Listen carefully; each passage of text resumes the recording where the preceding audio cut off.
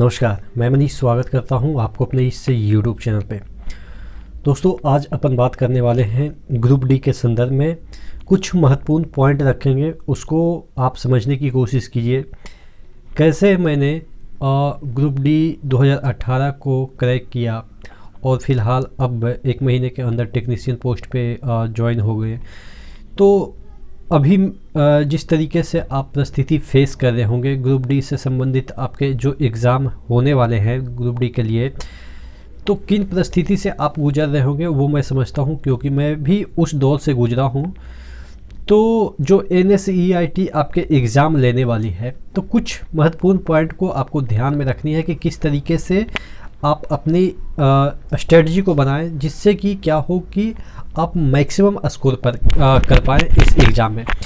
क्योंकि क्या है ना कि जब एग्ज़ाम हुआ था, उस समय जब मेरा एग्ज़ाम हुआ था, तो हमें कुछ भी नहीं पता था कि किस तरीके के क्वेश्चन आते हैं। और हमें क्या, बहुत सारे लड़के जो कि पुराने थे, जो कि 5 साल से 6 साल से तैयारी कर रहे थे, उनको भी चीज़ें इतनी मतलब कि आप कह सकते हैं डिसअरेंज वे में आ गई कि उनको भी समझ में नहीं आया। हम तो नए इस फील्ड में थे ही, क्योंकि 2018 के शुरुआत में ही हमने तैयारी स्टार्ट की थी और जनरल कंपटीशन की। क्योंकि आपको मैंने बताया ही था कि 2017 के जून जुलाई के अराउंड में मैंने कॉलेज से पास आउट हुआ। उसके बाद 2-4 महीना तो ऐसे ही निकल जाते हैं कि क्या करना है क्या नहीं करना है। तो लास्ट में मैं ये डिसाइड कर पाया कि अब हमें जनरल कंपटीशन की ओर मूव करनी है, क्योंकि फाइनेंशियल स्थिति उतनी नहीं होती है। जब आप कॉलेज लाइफ से निकलते हैं तो आपके ऊपर प्रेशर होता है कि आप कुछ अर्न करना चालू कर दें। ठीक है, तो जो परिस्थिति आप फेस कर रहे हैं उसके बारे में मैं आपको कुछ पॉइंट दूंगा या टिप्स दूंगा, आप जो समझ सकते हैं, जिससे कि थोड़ा सा आपको हेल्प मिल सके इस तैयारी के दौरान। ठीक है, इससे पहले वीडियो शुरू हो, मैं आपको बता दूं कि अगर आप ग्रुप डी की तैयारी कर रहे हो, या रेलवे के NTPC की CBT 2 की तैयारी कर रहे हो, या आप साइको की तैयारी करेंगे, या कोई भी एग्ज़ाम की तैयारी करेंगे, टेक्स्ट बुक का मैं भी लगाता हूं, आप भी लगाइए। और जो मॉक टेस्ट है काफ़ी शानदार है। बहुत सारे लोग बोलेंगे इजी है, लेकिन क्या एग्ज़ाम में इजी क्वेश्चन नहीं आते हैं? आपको मतलब ये नहीं कि इजी है या हार्ड है, आपको मतलब ये होना चाहिए कि एग्ज़ाम ओरिएंटेड क्वेश्चन है कि नहीं।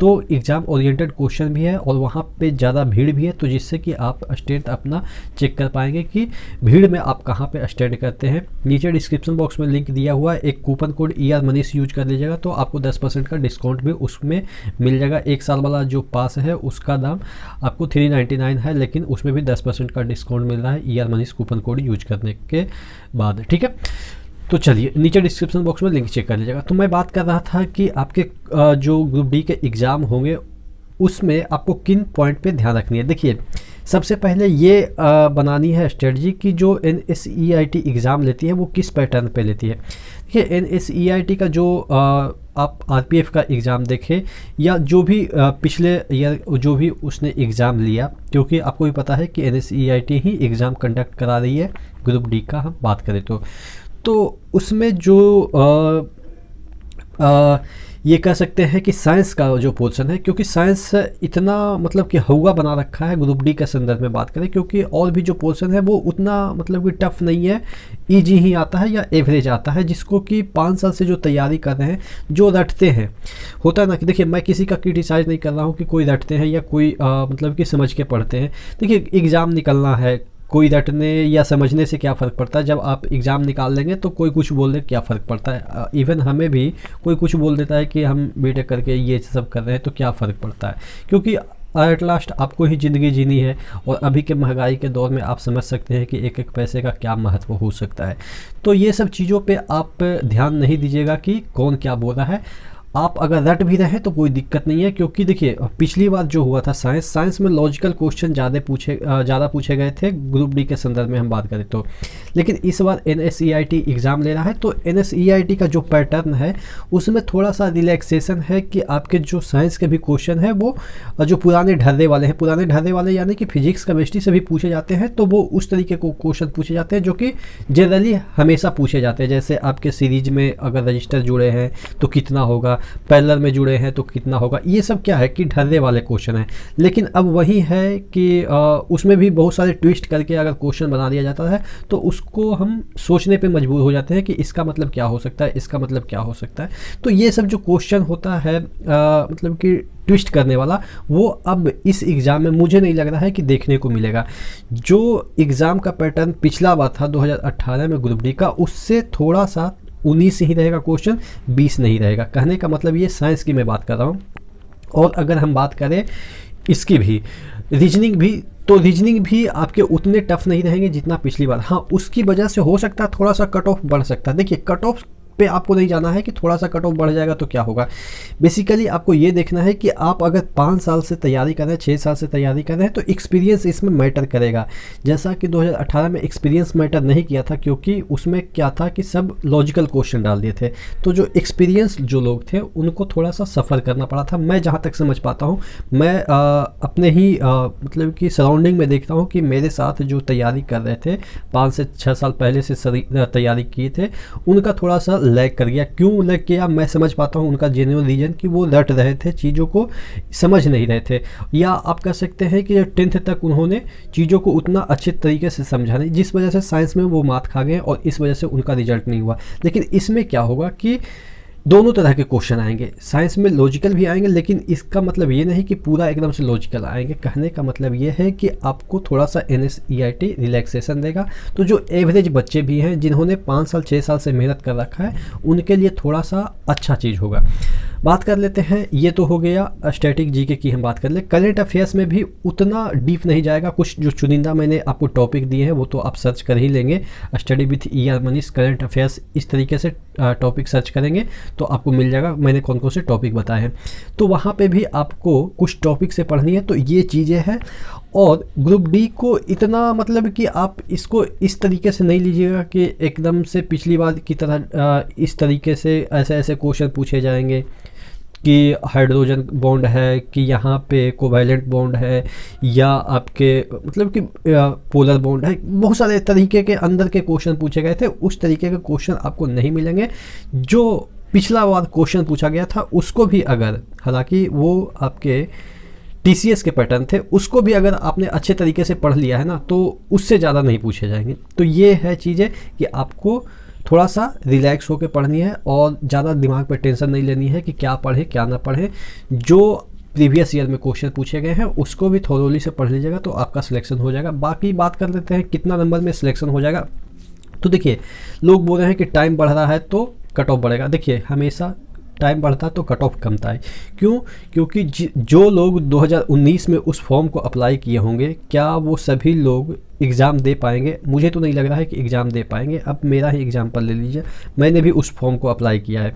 मैं ऑलरेडी अब टेक्नीशियन हूँ, यानी कि 10-15 दिन के बाद रिजल्ट आएगा तो टेक्नीशियन हूँ। बिहार SSC का भी कोर्ट केस का फाइनल पता नहीं क्या वर्डिक्ट आएगा। फिर NTPC में मतलब कि जितने भी लेवल हैं सब में सिलेक्शन हो गया। तो कहने का मतलब ये है कि 19 से आप देख सकते हैं कि जो जेन्युइन बंदे हैं, जो कि एकदम से दिमाग खपा चुके हैं, कहीं ना कहीं सेटल हो चुके होंगे या हो चुके होंगे, नहीं तो ज्वाइन करते करते समय 2019 वाला वैकेंसी जब आपका ग्रुप डी अभी क्लियर होते होते तो लग ही जाएगा 23, तो तब तक और भी लोग कहीं पे सेटल हो जाएंगे। तो इस वजह से मैं हार्डली कहता हूँ कि अगर 60 नंबर भी ले आते हैं, कोई भी जोन हो, थोड़ा सा हो सकता है गोरखपुर में थोड़ा सा फाइट वगैरह हो, पटना में फाइट हो, रांची में फाइट हो, लेकिन और भी जनरली हम एवरेज की बात करें या आपके अजमेर में भी थोड़ा सा फाइट रहता है, क्योंकि राजस्थान मैं समझता हूँ, राजस्थान यूपी बिहार में थोड़ा सा फाइट रहता है। लेकिन फिर भी 60 से 62-65 के अराउंड, 65 में तो श्योर है, लेकिन 60 के एभव है तो आपका सिलेक्शन हो जाएगा। ज़्यादा बर्डन नहीं लेनी है, एकदम से कूल रहनी है। इस तरीके से मैं कूल रहता था कि हो जाएगा हो जाएगा। कॉन्फिडेंस रखिएगा, देखिए कॉन्फिडेंस रखिएगा और डेली प्रैक्टिस कीजिएगा। प्रैक्टिस इन द सेंस कि ये नहीं कि रोजाना मॉक टेस्ट लगा रहे हैं, प्रैक्टिस इन द सेंस कि टच में रहना है, क्योंकि जुलाई भी अभी बहुत समय है, तो आपको हमेशा स्टडी के टच में रहिएगा तो हो जाएगा। मैं क्या करता हूँ, या बहुत सारे ऐसे भी होंगे जो कि जॉब भी कर रहे हैं और भी कोई काम करते हैं, लेकिन हाँ रोजाना आधा घंटा से मतलब कि 2 घंटा या 1 घंटा टच में रहते हैं, तो जिससे कि ये रहता है कि हाँ कॉन्फिडेंस रहता है। हम प्रैक्टिस नहीं करते हैं, लेकिन हाँ कॉन्फिडेंस रहता है कि हम टच में है तो हमारा हो जाएगा सिलेक्शन। तो इस तरीके से अपने आप को थोड़ा सा बूस्टअप रखिए, एकदम से डिमोरलाइज नहीं होनी है। आपका नोटिस आ रहा है कि नहीं आ रहा है, आप एकदम से जीरो ग्रेविटी जोन में चले जाइए और ये सोचिए कि जुलाई में एनी हाउ एग्ज़ाम है और आपका कंपटीशन ज़्यादा नहीं है, बस 60 नंबर है। आप ये टारगेट कीजिए कि 60 नंबर कम से कम तो आ जाए। हमेशा मतलब 70-75 लाने की कोशिश कीजिए, तो इससे आप 10 नंबर या 5 नंबर का मार्जिन लेके चलिए कि जितना आ रहा है उससे 5 नंबर एग्ज़ाम में कम आएगा। तो यानी कि आप मॉक टेस्ट भी लगाते हैं तो कम से कम 70 एवब लाने की कोशिश कीजिए। तो ये सब चीज़ें हैं जिससे कि आप एकदम से कूल रहिएगा और आपका सिलेक्शन होगा। देखिए कंपटीशन, लोग जब तक नहीं कंपटीशन निकलता ना तब तक लगता है कि हमसे सब ज़्यादा पढ़ने वाले हैं या बहुत कंपटीशन है। जब कंपटीशन निकलने लगेगा ना तो लगेगा कि भीड़ है ही नहीं, मैं जो सोच रहा था वो है ही नहीं एक्चुअल में।